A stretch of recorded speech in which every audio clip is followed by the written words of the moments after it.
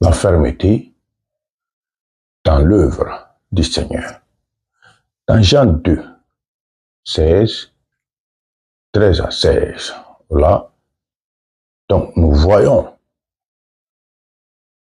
un fait inédit, et dans ces faits-là, Jésus frappait des hommes par un fouet fait de cordes.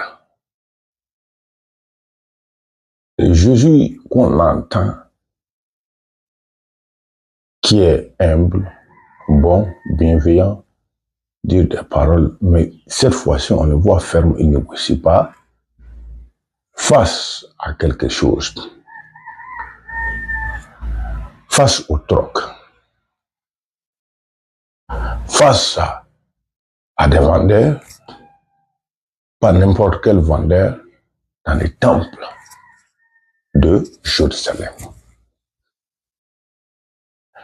Alors quand on lit, Jésus a monté dans les temples, il a considéré, il a regardé, il a observé, il voit les objets, il regarde, il y a les vendeurs par-ci, les échangeurs par-ci, par-là, des bœufs qui veulent, des moutons, des brebis, mêlant avec le bruit des vendeurs, des échangeurs, il n'a rien dit.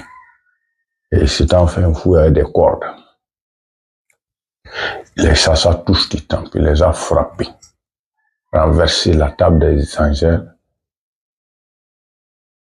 libérant les pigeons, les bœufs.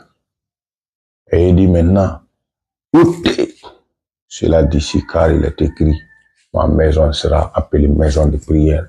Mais vous en avez fait une caverne de voleurs.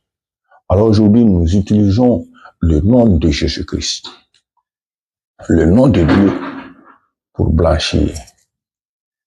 Même si on ne parle pas dans l'église faire un blanchiment proprement dit, mais nous utilisons le nom du Seigneur pour nous approprier des choses qui ne sont pas les nôtres. Ce qui est du Seigneur revient au Seigneur. Ce qui est de César revient à César. C'est pourquoi nous devons être fermes, ne pas faire une amalgame, ne pas mélanger, prendre ce qui revient au Seigneur et aller donner à celui à qui cela ne revient pas.